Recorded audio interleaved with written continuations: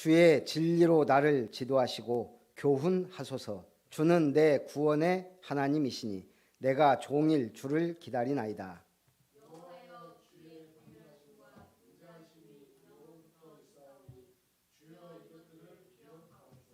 여호와여, 내 젊은 시절의 죄와 허물을 기억하지 마시고 주의 인자하심을 따라 주께서 나를 기억하시되 주의 선하심으로 하옵소서.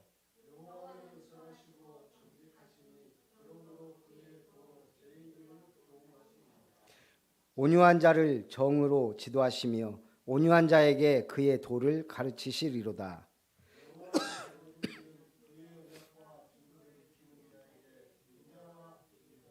여호와여, 나의 죄악이 크오니 주의 이름으로 말미암아 사하소서.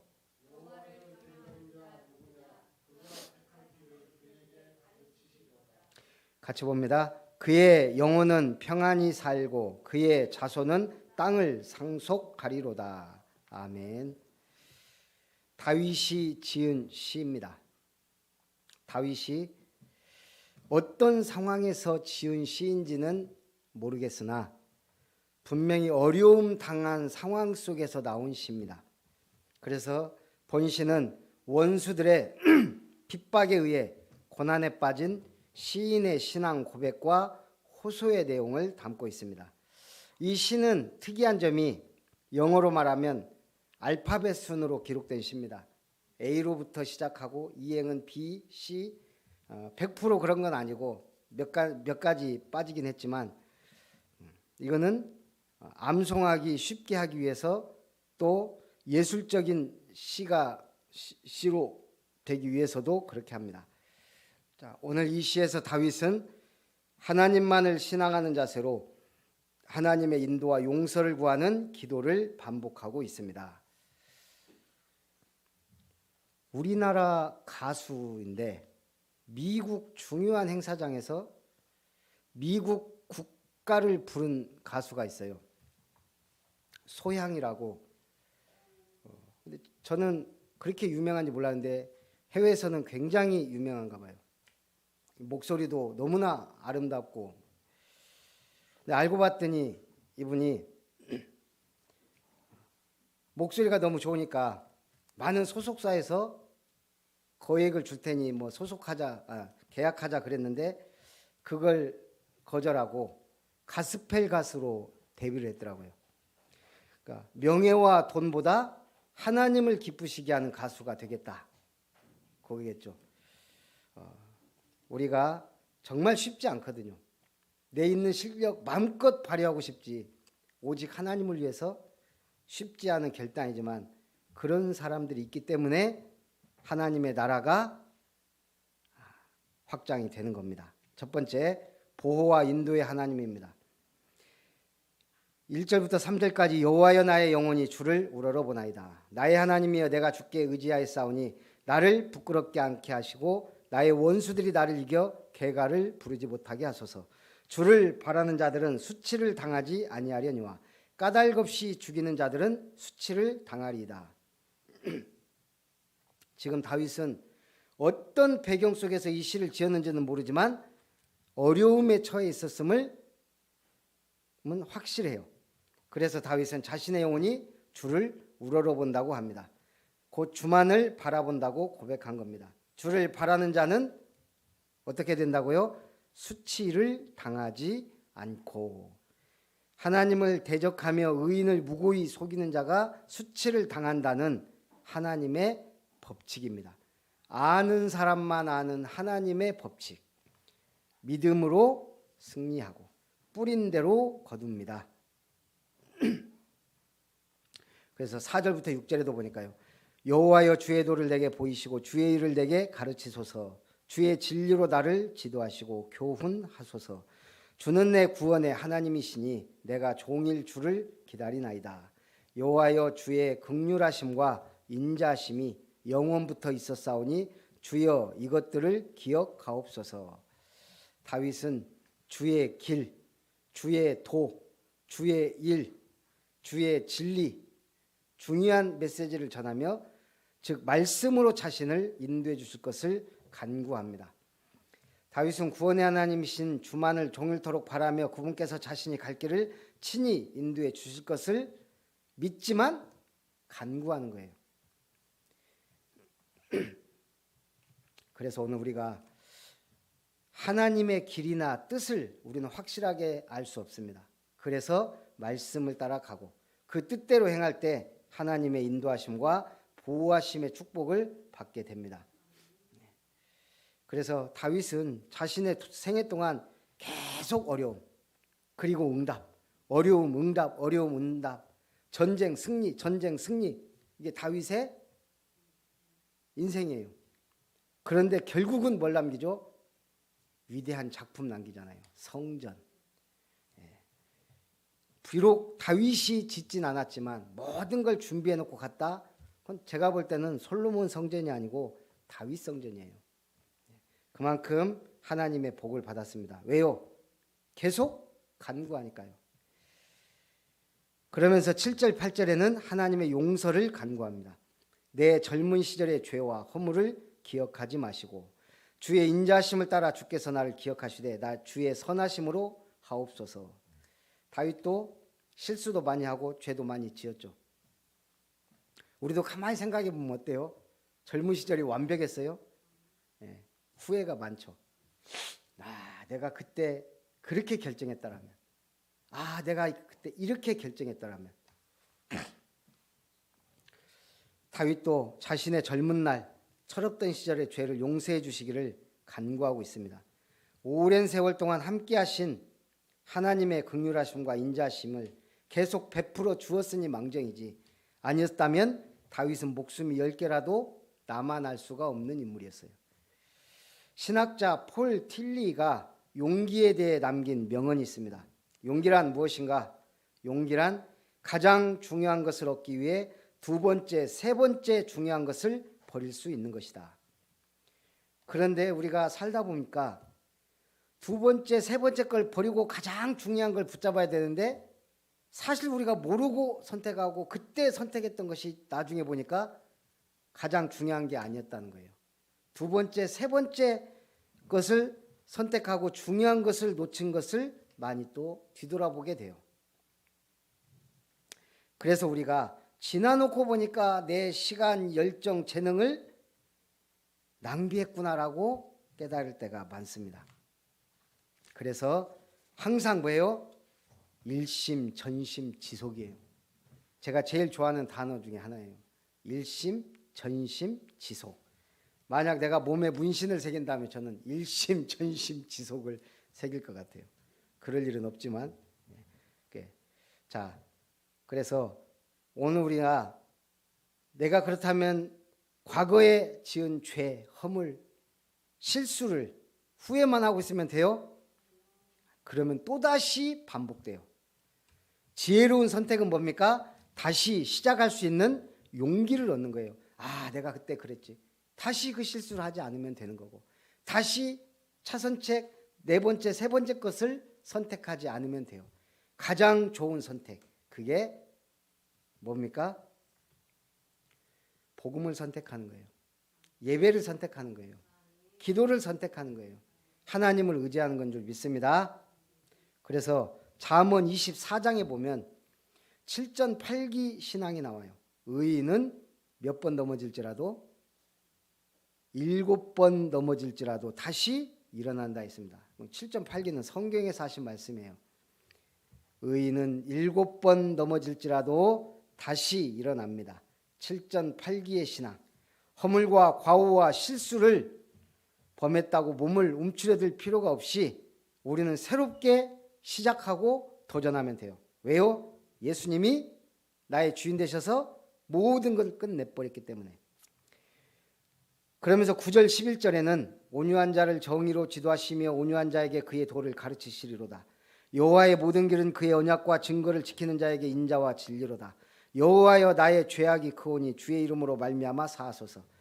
이제 과거 젊은 날에 철없던 죄를 회개했다면 다윗은 지금 현재 지은 죄에 대해서도 사해달라고 간구하고 있다는 얘기예요. 죄가 없어집니까? 절대 안 없어집니다. 지은 죄는 그대로 남아 있어요. 그래서 우리가 죄책감이란 걸 느끼는 거예요. 아무리 예수님 믿어도 내가 과거에 잘못했던 거, 실수, 죄악을 저질렀다면 그게 남아 있어요. 제가 어렸을 때 도둑질하다가 안 걸렸는데 참 감사하게 그 만화방 주인이 선한 사람이 아니거든요. 근데 알면서 저를 안 잡았어요. 제가 분명히 사탕 하나 딱 만화 보다가 넣었는데 왜 그랬는지 몰라요. 나 도둑놈이 아닌데. 그때는 나도 모르게 만화 보다가 그냥 하나 했는데 주인이 문을 드르륵 여는 거예요. 나도 모르게 주머니에다 후딱 넣는 거예요.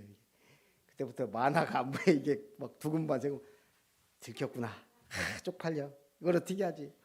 이분이 한 말도 안 나는 거예요. 그게 더 힘들더만요.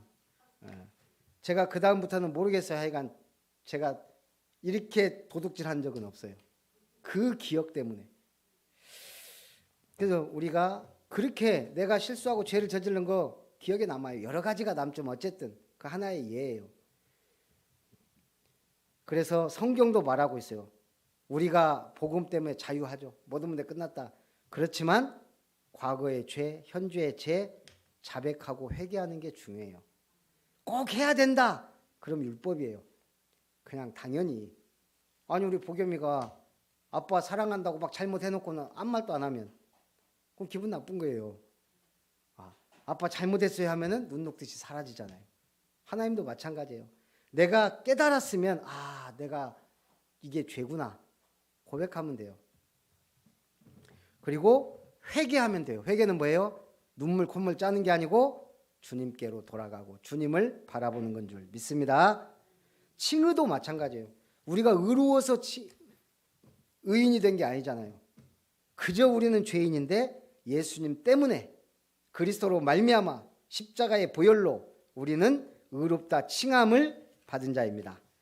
그러면서 다윗은 용서와 간구를 구하며 하나님의 속성에 대해 언급합니다. 8절 여호와는 선하시고. 하나님이 얼마나 기쁘시겠어요. 여호와 당신은 선하십니다. 여호와는 정직하시니 그러므로 그의 도로 죄인들을 교훈하시리로다. 9절에 온유한 자를 정으로 지도하시며. 다윗이 하나님에 대해서 고백하는 거예요. 하나님 당신은 선하십니다. 정직하십니다. 거짓이 없습니다. 정의롭습니다. 공의롭고 정의로운 하나님입니다. 그러니 이 나를 불쌍히 여겨주십시오. 우리에게 선하고 정직하고 정의로운 면이 있어요 없어요? 우리 인간에게. 그렇죠.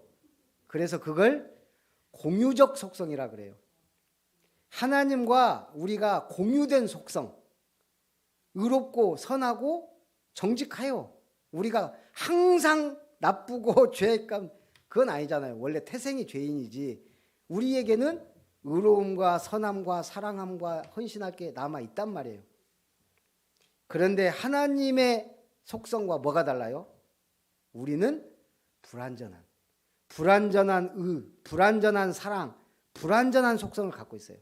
그러나 하나님의 속성은 완전해요. 완전한 의, 완전한 정직, 완전한 진리. 그래서 우리는 하나님을 신뢰하는 거예요. 우리와 다르단 말이에요. 그리고 비공유적 속성도 있어요. 뭐예요? 우리 인간에는 없고 하나님께만 있는 것. 그게 이제 거룩함, 구별된 거룩함이에요. 미국에 우스운 이야기가 있어요. 완전 도둑 구단, 절도 잘하기로 유명한 남자가 소매치기 잘하는 여자하고 결혼을 해서 아이를 낳았어요. 산모가 병원에 가서 아이를 낳았는데 아이가 손을 꼭 움켜쥐고 나왔대요. 아이 손을 펴보니 나오는 순간 간호원의 반지를 훔쳐쥐고 나왔다 그래요. 이거는 실제 얘기가 아니에요. 우스운 얘기지만 그만큼 최고의 도둑 둘이 결혼하니까 그 자녀는 날 때부터 도둑질에서 나오더라라는 예화예요. 그냥. 그런데 의미 있는 얘기라 이 말이에요. 꾸민 이야기지만 부모의 도둑질 유전이 바로 나타났다 이 말이죠. 영국의 유명한 목회자요 설교자였던 스펄전은 성경에 11조를 바치지 않는 것을 하나님의 것을 도둑질했다라고 언급하면서 우리 보러 도둑놈이라는 거예요. 드려야 할 것을 드리지 않은 것도 도둑질이라 하였습니다. 주일을 지키지 않는 것은 주일 도둑이요, 예배 시간에 예배하지 않은 것은 예배 도둑이요, 하나님께 영광 드릴 영광을 가로채는 것은 하나님의 영광 도둑놈이다. 저는 이걸 다르게 해석했어요. 도둑놈이 아니에요. 강탈당한 거예요. 주일을 못 드린 거예요. 사단에게 막혀서 빼앗겼다 이 말이에요. 그 축복을. 제가 볼 때는 도둑질 하려고 한 게 아니잖아요. 그러나 자유롭지 못하죠. 왜냐? 결정은 본인이 하는 거니까. 주일날 날씨도 좋은데 낚시나 갈까? 갔다. 그건 뭐예요? 마귀에게 속은 거라. 제가 볼 때는 강탈당했지만 본인도 받는 책임이 있다 이 말이에요. 그래서 도둑놈도 맞아요. 여러분은 주일 도둑, 예배 도둑 되지 마시기 바랍니다. 그래도 감사한 게 제가 보니까 우리 교회가 경제적, 재정적으로 한 번씩 이렇게 어렵긴 해도 제가 느끼는 체감이 그렇게 뭐 힘들다 어렵다 그때그때 해결되고 넘어가요. 제가 어느 날 가만히 기도하다가 보니까 우리 교회 성도님들이 어찌됐든 거의 100% 11조를 하고 있는 거예요. 완전한 11조는 아닐지라도 거의가 아니고 다 해요.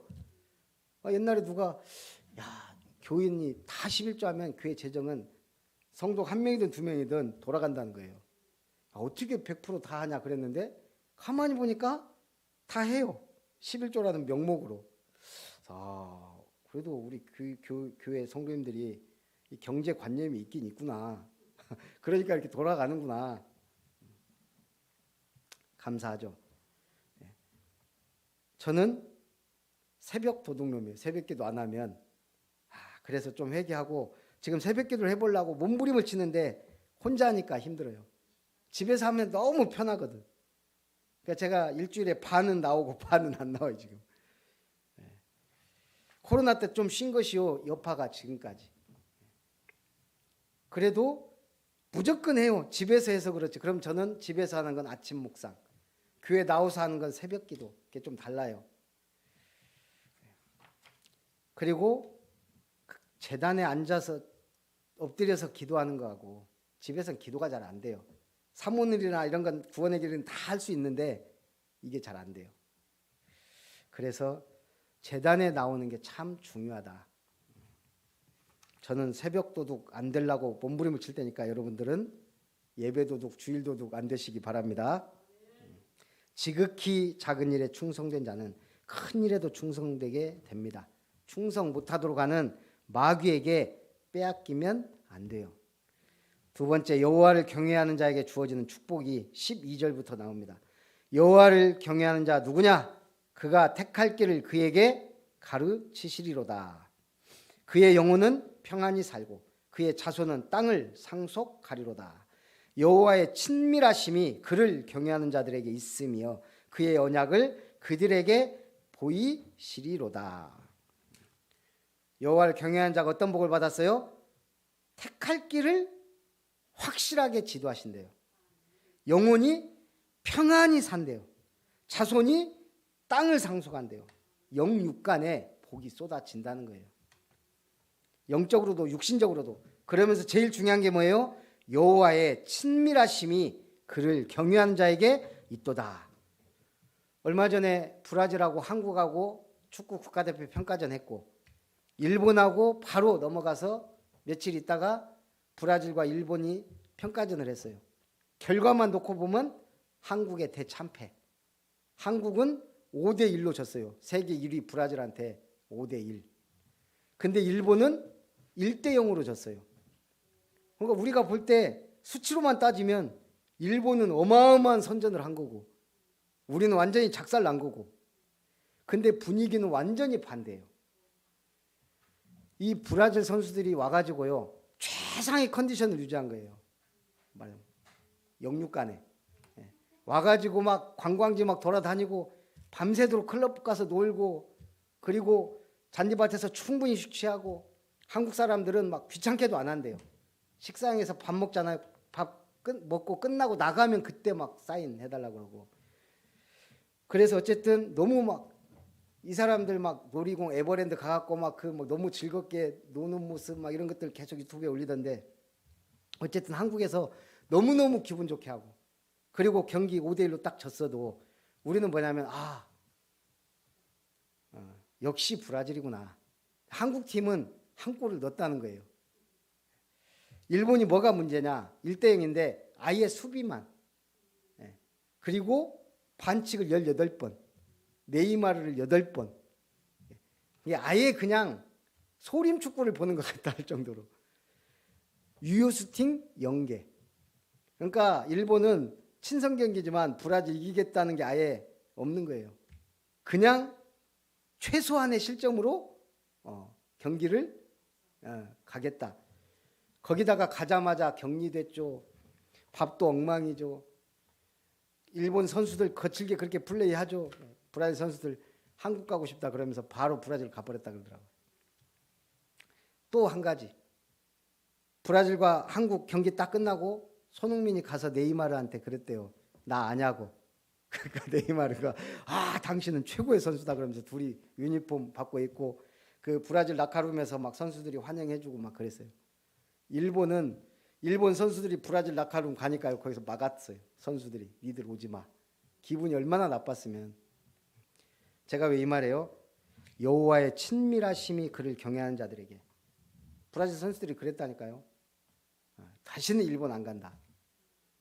네이마르는 난 한국에 별장인가 뭔가 하나 해놓고 휴가 때마다 오고 싶다 그랬어요. 이 조금의 차이가 많은 걸 결정하죠. 여러분, 하나님과 친하시기 바랍니다. 그런가 하면 또 어떤 중국 사람이 처음으로 해외여행을 간 거예요. 유럽으로. 얼마나 설레겠어요. 처음으로 비행기 타고 해외로. 그래가지고 이제 막 기분에 들떠가고 이제 처음으로 이제 유럽 땅을 딱 밟았어요. 공항에 딱 내리자마자 유럽 사람들이 하는 질문 첫 번째가 뭐였겠어요? 예? 예. Are you Korean? 이 사람이 한국인이냐고 물어보니까 나 중국인이다. 가는 곳마다 물어보는 거예요. 코리아이냐고. 이 사람이 스트레스를 받은 거예요. 조짜고 갔는데 아니 왜 사람들이 다 한국이냐고 물어보냐고. 그래서 중국인이다 그러면은 하고 간대요. 한국인이라고 하면 가만히 보니까 막 사진 찍자고 하고 막 그러더래요. 자기가 좋아하는 가수나 연예인이 우리가 생각하는 거 이 사람들은 달라. 이 사람들 우상이에요. 가수나 막 이런 사람들이. 그런 사람들이 있는 나라에서 온 사람. 사진이라도 찍고 싶은가 봐요. 우리나라 위상이 그 정도로. 그러니까 이 사람은 깜짝 놀란 거예요. 아니 중국이 대국이고 한국은 소국인데 이게 지금 말이 되냐 이거예요 지금. 기분 완전히 잡쳤다고 이제 그런 내용을 제가 봤는데, 세계 사람들이 한국인하고 친하려고 그럽니다.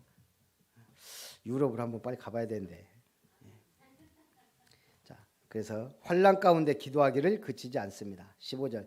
내 눈이 항상 여호와를 바라보면 내 발을 그물에서 벗어나게 하실 것이미로다. 16절. 주여 나는 외롭고 괴로우니 내게 돌이키사 나에게 은혜를 베푸소서. 다윗도 외롭고 괴롭대요. 17절에 내 마음에 근심이 많사오니 나를 고난에서 끌어내소서. 18절. 나의 곤고와 환난을 보시고 내 모든 죄를 사하소서. 다윗은 하나님을 경외하는 자에게서 받는 축복에 대해 언급한 후 다시 구체적으로 내가 고통 중에 있습니다. 외롭습니다. 괴롭습니다. 근심 중에 있습니다. 제발 나를 도와주세요라고 간구합니다. 그러면서 19절에는 내 원수를 보소서 그들의 수가 많고 나를 심히 미워하나이다. 하나님을 사랑하는 만큼 미워하는 것도 큰 것 같아요. 대적들로부터. 20절. 내 영혼을 지켜 나를 구원하소서. 내가 주께 피하오니 수치를 당하지 않게 하소서. 21절. 내가 주를 바라오니 성실과 정직으로 나를 보호하소서. 하나님의 그 성실하심과 정직하심으로 나를 인도하시고 보호해 주옵소서. 이렇게 고백합니다. 그러면서 마지막 22절 같이 한번 보겠습니다. 시작. 하나님이여 이스라엘을 그 모든 환난에서 속량하소서. 지금까지 쭉 내용과 뭐가 다르죠? 21절까지는 주여 제가 힘듭니다. 경외한 자는 이렇습니다. 본인의 죄와 허물에 대해서 용서해달라고, 원수들에게서 건져달라고. 22절은 민족을 위해 하나님이여 이스라엘을 그 모든 환난에서 속량하소서. 민족을 위해서도 간구합니다. 이게 중요해요. 하나님이 기뻐하는 기도는 나만을 위한 게 아니에요. 그 탈북자들이 와가지고 많이 3만 5천 명이나 왔잖아요. 그 중에 많은 사람들이 강연도 다니고 하나 봐요. 근데 어떤 학생 때 넘어온 이 학생이 학생으로서 그 강연에 따라가서 자기도 간증을 하고 그랬대요. 근데 이제 이 강연하는 사람이 처음에 가면 손 들어보라 그런대요. 통일되기를 원하는 사람. 그러면 학생이 100명이다. 몇 명이나 손을 들 것 같아요? 한 5명 든대요. 그러니까 한 100명, 200명 있어도 거의 몇 명 안 든다는 거예요. 지금 세대, 특히 일반인들도 굳이 통일해야 되나? 왜죠? 통일하면 가난한 사람들 우리가 도와줘야 된다고만 생각하다 보니까 그거 하나만 보면 굳이 통일할 필요가 있냐? 세금이 2배, 3배 나갈지도 모르고. 근데 그건 모르는 소리예요. 통일되면요, 북한의 어마어마한 자원, 우리가 생각하는 것보다 엄청납니다. 거기다가 북한은 젊어요. 우리는 초고령화잖아요. 그리고 북한 여자들은 뭐예요? 그 낙태 개념이 이런 게 별로 없대요. 일단 지금 딱 통일되면 2-3명 낳는 건 기본. 자원 문제, 인구 문제, 우리의 여러 가지 문제가 해결되는 거예요. 거기다가 북한 열리면요, 러시아로 해서 유럽까지 막바로 통해요. 그럼 그 어마어마한 물류 수송부터 해가지고 우리가 여러 가지를 따져봤을 때는 당연히 통일을 해야 되는데 이런 사실들을 잘 모르면 우리가 바로 앞에 것만 보면 사실 그렇죠. 통일되면은 뭐 완전히 막 난민들 받아줘야 되는 그런 분위기인데 사실 그렇지 않다는 거예요. 그래서 조지 소로스라는 세계 3대 투자자가 그랬잖아요. 21세기 가장 자극적인 나라는 한국이다. 만약 한국이 통일되면 세계적인 강대국이 될 것이다. 그래서 오늘 우리는 민족을 위해서도 간구해야 됩니다. 결론, 우리는 환난과 고통 중에 있을 때 하나님의 선하시고 인자하신 속성에 근거해 하나님께 보호와 인도와 용서를 구할 수 있어야 됩니다. 그래서 은혜도 받아야 되지만 회개도 잘해야 돼요. 하나님 앞에서. 다구는 소리에 가장 놀란 사람은 누구겠어요? 다구는 소리에 가장 놀란 게 도둑놈이에요? 베드로잖아요. 베드로. 베드로가 왜 다구는 소리에 놀라요? 죄를 지었거든. 예수님이 네가 다굴기 전에 3번 나를 부인하리라. 그리고 다굴 때 얼마나 놀랐겠어요. 새벽마다 다굴 때마다 미치고 막 뛰는 거예요. 하나님은 요셉에게, 다니엘에게 꿈을 통해서도 말씀하셨어요. 당나귀의 입을 열어 발람에게 말씀하시기도 했어요. 예수님은 다구는 소리를 통해 베드로를 회개하게 하셨어요. 성령께서는 우리에게 무엇을 통해 회개하게 하실까요? 깨닫게 하시고 크게 딱 3가지, 4가지 말씀, 사람, 사건, 제일 중요한 거 나의 양심. 제가 보니까 하나님의 음성은 이 4가지로 오더라고요. 정확하게 말씀으로 올 때가 가장 확실한데, 말씀 아니면 사람. 저한테는 주로 김혜자 사모님이 저한테 하나님의 음성을 자꾸 말해요. 본인은 그냥 자기 얘기하는데 제가 볼 때 하나님이 들으라는 소리인데 라고 들을 때가 많죠. 사건, 우리는요, 중요한 사건 한 번씩 딱 터질 때 뭔가 이게 영적 각성을 해요. 우리 김성일 집사님 지금 겁나게 각성을 하고 계실 거예요. 저는 받자마자 아이고 죄송합니다. 뭐가 죄송해요. 빨리 나오시면 되지. 예배 좀 못 드리는 거는 사고 나서 그런 건데. 그래서 사건을 통해서도 하나님은 말씀하세요. 근데 제일 중요한 게 내 양심에 하나님 계속 말씀하시는 거예요. 그래서 양심이 살아있으면요, 사람은 바로바로 회개되고 바로바로 변화됩니다. 양심이 무딘 사람은 좀 늦죠. 자, 그래서 오늘도 주님의 음성을 듣고 승리하는 믿음의 일꾼들 되시기를 주님의 이름으로 축복합니다. 살아계신 하나님 감사합니다. 주를 경외하고 주를 바라보는 자들에게 하나님은 크고 놀라운 은혜와 응답과 또 육신의 축복과 물질의 복도 허락하시고 약속하셨사오니 이 모든 응답받아 증인으로 주님 앞에 영광 돌리게 하옵소서. 주 예수님의 이름으로 기도합나이다. 아멘. 540장 찬송합니다.